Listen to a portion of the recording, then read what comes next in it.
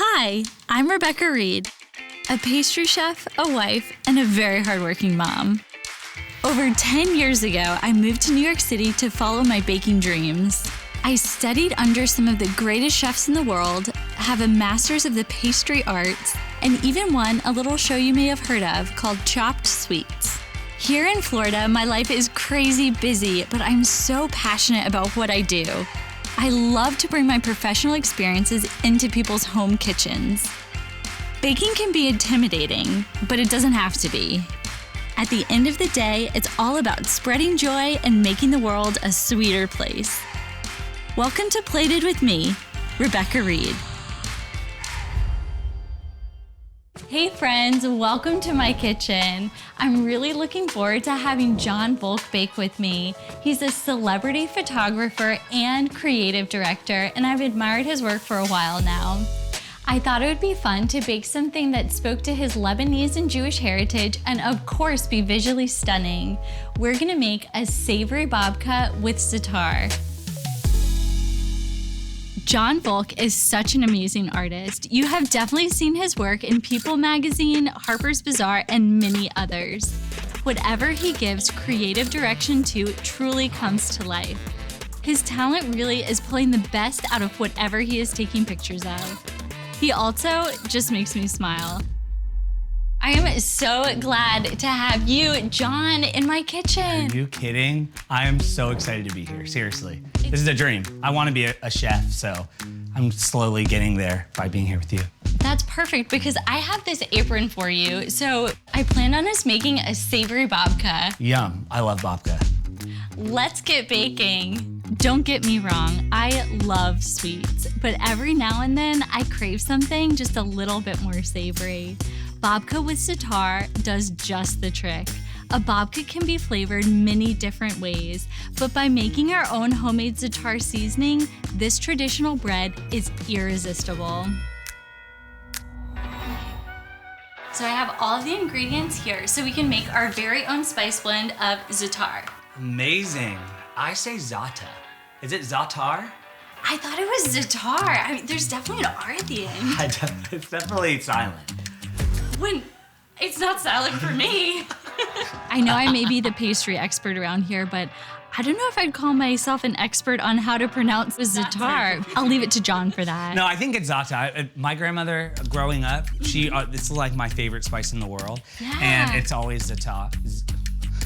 Za'atar. I feel like it's like a hi-ya when you say it. It's like za'atar. Yeah, she always says the R is silent. So do you want za'atar? Now I have been schooled. It's za'atar. Za'atar. Not za'atar. Yeah, well, it's funny. My grandmother makes like flatbread pizza with olive oil, and then she does the za'atar. But then when I'm in Israel, a lot of times I'll get like a Jerusalem bagel, you know, those long skinny bagels, and then they have za'atar spice that you like dip it in. So it's like both, like it's very Middle Eastern. I love it. I love that because Yeah. I think this stuff is great. It's gonna be hard for me to say za'atar instead of za'atar. Za'atar, whatever. It's amazing in either way.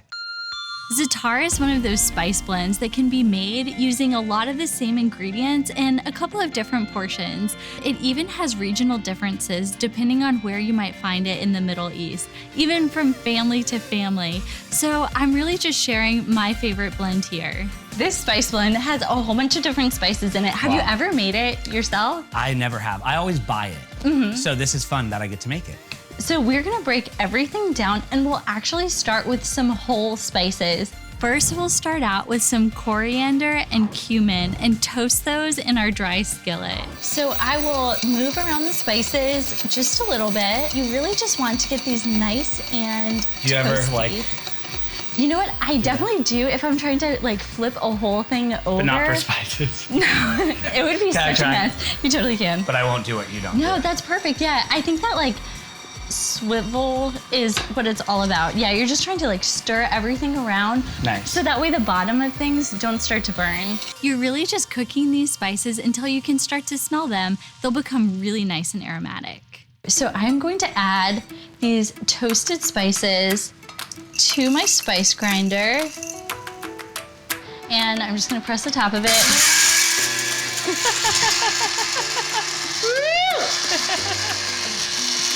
Let's go za'atar. Let's go za'atar. Let's go. So we will get these spices in. And you can see the coriander, there's still a couple of pieces that are, you know, just broken up, but not totally finely ground. And I actually kind of like that for this recipe. Kind of helps everything to like taste awesome, and you get the texture in with it all. It's good stuff. I love it. Now it's time to add the rest of the spices, and you don't even have to toast these. You can add the marjoram, and I will get the oregano, and then you can add the thyme. It's time for thyme. Time for thyme. And then the last ingredient here, this ingredient is called sumac. It's like one of those— It's sumac. No, I'm just kidding. It's like every spice no, I'm kidding. There's a reason why Jon is such a good photographer. When you're around him, you just can't help but smile and laugh. There's a lot of laughing too. So, sumac. It looks like chili powder or some like ground up spicy thing. But the flavor in it is so different. It's actually kind of cooling. It tastes like very zesty. It's not spicy at all. Okay, nice. And it's like one of those really important ingredients in our za'atar. And now all we do is just whisk everything together. Can I? You can do it. You also need to toast those white sesame seeds, but I actually like to keep them whole. So as soon as they're nice and toasty, you'll just combine them with the rest of your spice blend. Perfect. That looks like everything is well combined. So this is like za'atar now? That's it. Fully. Wow, that's amazing. So we have this cute little jar right here too, and I'm just gonna pour this into the jar. Okay. And then we're gonna start making our babka. Awesome, let's do it. A little history of babka is that it actually came from people using their leftover challah from Shabbat and rolling it up with all kinds of goodies that they had in their kitchen. It also gets its name babka because that's similar to the word for grandmother. And I guess the grannies were just taking that leftover bread, using what they had, and making all kinds of delicious treats. So for making this babka dough, I think it's super important to understand yeast. So let me just explain how yeast works. To get your bread to rise, you need to use yeast. But there's a whole bunch of different types of yeast out there. There's active dry yeast, there's rapid rise yeast, there's bread machine yeast, there is cake yeast, there's a bunch of choices. For our babka today, we're gonna be using the active dry instant yeast, and for that, we need to combine it with our milk before we actually add it to our recipe. Your yeast is an organism, so it is alive, it's alive. So when you add that nice warm milk to it, it is going to come back to life. It will start to convert starches and turn them into alcohol and carbon dioxide. So after you do that reaction, what you are left with is this aerated dough. So you will have these little bubbles that have the carbon dioxide in it along with the alcohol. When you pop that into your hot oven, it is going to expand. This might seem like a bunch of dorky pastry information, but this is so important for your bread to rise and proof and be beautiful and billowy and delicious. You got it? I've got all of our ingredients here to make our babka dough. Have you ever had babka before? Well, I've never had za'atar babka. I've either only had savory, like just plain salty, or sweet, so. We're gonna change it up. This is gonna be green, it's gonna be awesome, but we've got to get our bread dough going. Okay, great. And for this, we're gonna be using some active dry yeast. You can add that to the bowl. Okay. Beautiful. I also have a little bit of sugar there. Oh, sugar? And then right here is just some whole milk. So we'll add our whole milk, and the milk temperature is actually really like just above body temp. So I don't know if you can feel it. You might not be able to feel it super great through that nice thick bowl. Warm. Yeah, but just slightly warm. Here's a little trick to make sure that the temperature of your milk is just right. What I do is just dip my pinky into the milk and see that it feels just above body temperature. If you're about 98.6 degrees, then 100 degrees will just feel slightly warm, and that's exactly what we're going for. I feel like yeast is like the Goldilocks of ingredients. You know, it's like she can't be too hot. She can't be too cold. It's gotta be just right. Yeah, exactly. I love it. Yeah, that's what I think of when I am actually doing this process. So okay, great. we're gonna get it Just stir together a little bit more, and we're probably gonna have to wait approximately 5 to 7 minutes for it to start to look kind of bubbly and foamy. Okay. And when we see that, we will know that our yeast is alive and activated and it's ready to go into our recipe. Love it. I love this method for making this babka dough because it's really nice and easy. It's pretty much a direct mix, which means that you take your activated yeast, milk, eggs, sugar, butter, your flour, you get everything in along with that salt and mix everything together. We're gonna use our bread hook and just mix until everything combines. You see the dough right now? It doesn't look nice and smooth. It kind of looks like shaggy and broken and sort of torn. Yep. And I can still see some like small bits of dry ingredients. So everything has not totally come together to form that smooth ball. So we're gonna continue to mix. Okay. So it'll just take another couple of minutes. You know that your bread dough is ready when it is nice and smooth. You want to keep mixing until it starts to just kind of smack the side of the bowl. When you hear that sound, you know you're ready. That is looking so good. You can smell it. It smells so good. Yes, I know. I'm like, all these recipes, I'm always like, I can smell that there's butter in there. Yeah. It just makes me happy. Oh, love it. Here's a pro tip. Get a little bit of water on your hands or even spray them with a little pan spray. That way the dough won't stick to you and you'll be able to move it out of the bowl into the next one. We are just gonna shape it a little bit I love into bread. a ball. Yeah, that's it. And then we are gonna take this and stick that towel right over the top. Okay. And let this do its first rise. Nice. We'll let our bread dough rise for about an hour. We'll just kind of set it to the side while we make our pesto. Now we are gonna make pesto. I love it. This is so beautiful. The colors. My friends always actually make fun of me because whenever like something comes to the dinner table or something, I'm like, beautiful. And the servers always make fun of me because it's like roasted carrots. I'm like, wow, it's beautiful. It's lovely. This is literally so beautiful.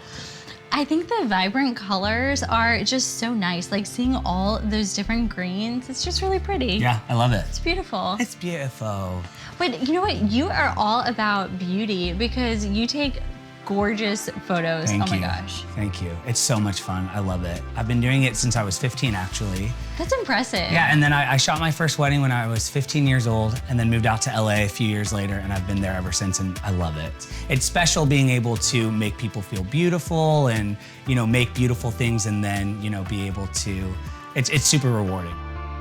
You know, I can relate to Jon. He gets to be a part of people's special moments like their weddings. So do I, especially when I'm delivering things like wedding cakes. Oh my gosh, all of the birthdays and anniversaries I've been a part of. It's really touching. So I have a bunch of herbs here. And it's kind of just a bunch of variety. We have basil, and I also have parsley. There's oregano and thyme. Okay. So typically in pesto, you'll use a pine nut. That's just like classic. Right. But since our za'atar has those sesame seeds in Yeah. it, we're gonna use sesame paste or tahini, really kind of echo that flavor, get that Love same it. thing going in there. And I really just love it. I love tahini, it's my favorite. For our pesto, we're gonna start out with plenty of garlic. There's 2 whole garlic cloves in here. There's also some basil, parsley, and oregano. And for the fresh herbs, you can use whatever you happen to have on hand. We are going to pulverize this a little bit. Oh, we have to get our lemon juice in there. Of course. Yes. Now, it's way better to use fresh than store-bought lemon juice, right? Yes. I mean, you're a think chef, so. you kind of have to say that. Yes, but I mean it. You do? I mean it. Yeah, fresh Are you lemon sure? juice. Yeah, I'm just I really kidding. do. That's my final answer. promise? I really do. I really mean it. Yeah. I would reach for the fresh lemon first. Fresh is better. We're gonna grind this up. Okay. If you don't want to make your own pesto, you can always just use a store-bought pesto for this recipe. Once everything is really nice and chopped up, Nice. we are going to add our tahini. Beautiful. We're gonna add our cheese. We're gonna mix this up a little bit more, and then we'll get all that olive oil in.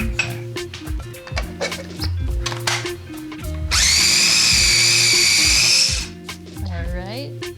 That's looking more like pesto. Yes, but it just needs that olive oil in it. It smells amazing. Right? It smells so good. I think it's a garlic. It's like that garlic really gets me first. Yeah, it's so good. Your olive oil in. And continue to mix just until all of this comes together.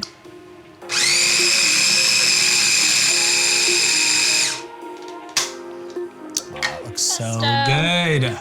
That's it.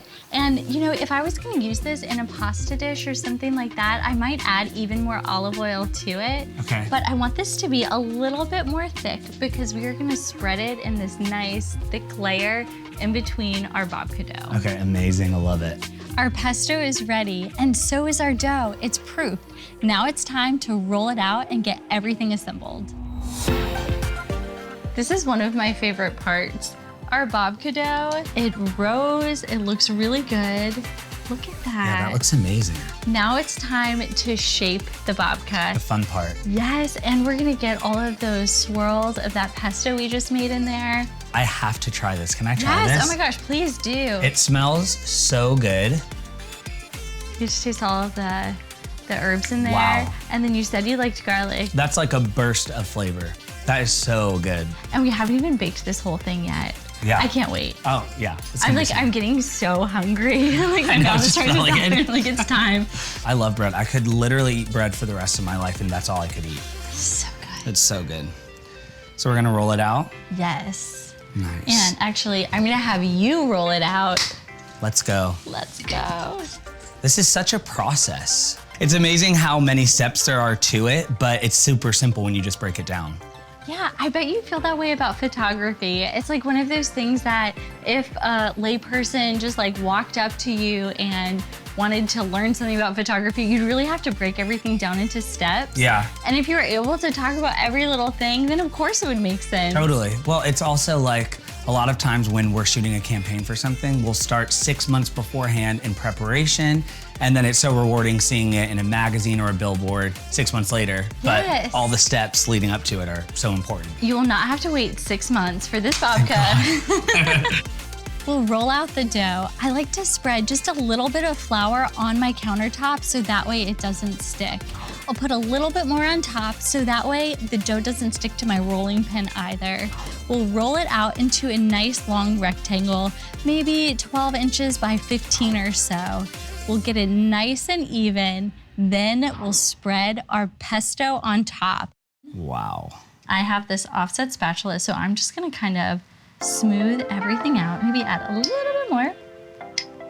And you can smooth it out and then just don't put any about an inch from your right side. Okay. That will help our bread to kind of seal together. Okay. If you have the pesto all the way there, then when you try to get everything to pinch together, all of those liquidy, pesto-y ingredients are going to make it really hard to close. Okay. What about up here? You can go all the way to that end. Look at you, you're doing a great job. I knew you would be so good at this bread because I know you make cinnamon rolls and it's so similar. Yeah, I love making cinnamon rolls for the holidays or sticky buns. And this is basically just a savory one, yeah? Yes, that's it. How's that? That looks fantastic. Perfect. Perfect. Next, we can't forget Our homemade spice blend. za'atar. Yes, our za'atar. So we will just sprinkle it Wow. kind of generously because I really like this stuff. All over everything. I love it. I cannot wait for you to try it. I hope it tastes like something that brings My you back to your childhood. childhood. Yes. Yeah, it probably will. Because you know what, honestly, it's so hard to make things that people have these like really nostalgic memories with. Yeah. Because you don't want to like one up somebody's grandma. Oh, totally. Right? Like totally. that's a hard thing to do. And you also don't want to like not live up to her. Yeah, exactly. I'm gonna be making this for her this Christmas, literally. I can't wait to hear Yeah, how I'll much send she you a likes picture. it. Yeah. I'm happy I get to make this bread with Jon because I know he's gonna appreciate the beauty of it. Next, we roll everything up into a nice long roll. Look at this, you're doing great. And I like how you start kind of from one side and move to the other. Is that how you would do it? Yeah, you can kind of tuck What I and like to pull it. hear. It's what? Oh, okay. Like- Not quite as. Kind of. So I almost like tuck and like stretch the dough, like pull it a little bit. To make it tighter? Yes, and then you're gonna get even more swirls in it. So like maximum pesto layers. Wow, amazing. How's that? So good. That looks awesome. What I do is just kind of pinch the dough together. Okay. And I'll pinch the very end too to just seal in all of that pesto. Okay, amazing. That looks so good. That looks great. We'll cut the center of it and we'll cut it almost all the way through, but we'll leave one end partially attached. That way we can fold over the two sides and make that beautiful babka shape. And I like to just kind of put one side on top of the other, and you can continue to do that. Okay. Yep. And then maybe one more. Like a That braid. looks so good. Pretty. Yes. So beautiful. And then this is so nice. I'm gonna tuck in those ends just a little bit. Okay. And then I'm gonna bring my pan nice and close because this is gonna want to kind of separate and fall apart. Okay. So I'm gonna use this little bench scraper and connect everything and get it into our dish. Here we go. Actually, I want this right over here. Get this right in. Oh, thank you. Perfect. Wow, that looks so good. Yes. We'll let this babka dough rise again in the loaf pan for about another hour. I check to see if it's ready by just pressing the dough. It's good to go when it leaves a little indent of my finger. I know it's perfectly proofed and ready to go in the oven. It'll bake at 350 for about 35 to 45 minutes. We've got our babka fresh out of the oven. It looks amazing. It smells so good in here. It smells so good. Literally, this is the smell growing up, going to my grandma's house. I love Makes it. my heart so happy. Yeah. I love that Jon thinks that it smells like his grandma's house in here. It's great when I get to connect with people on that emotional level through my food. Wow, we're actually about to plate something on Plated with Yes. Rebecca Reed. Yes, we're plating it. Wow. You are gonna see all of our layers and our swirls in here. That is amazing. I see all of those like beautiful little crevices with the pesto, with the little pieces of za'atar in there. It's time to just drizzle it with a little bit of extra virgin olive oil and of course, another little sprinkle of our fresh za'atar blend. And then the best part, it's time to eat it. This looks amazing. Cheers. Cheers. Wow. That is amazing. I love it. Bread just makes me happy. Seriously, I could eat this whole loaf just right now. We can. We can? We actually can. Well, let's do Totally it. do. Yeah, you totally can. And I always have it in my teeth though after I eat it. Right. You do too. This bread is so worth getting a little green stuff in your teeth for. I smiled so much today, and I know that's because Jon was with me in the kitchen. And thank you for joining us too. I'll see you next time on Plated with me, Rebecca Reed. Rolling. My favorite part of the process was probably rolling it up and like, wait, let me do it again. What did I even say? I'm hot. It's like, when you make a mistake, you get hotter. Okay. Rebecca is so much fun. She's my Za'atar queen. It goes here. I'm always doing this too for model, so. Yeah, you're how's like, that? I know. It just cracked me up because he was full body smelling.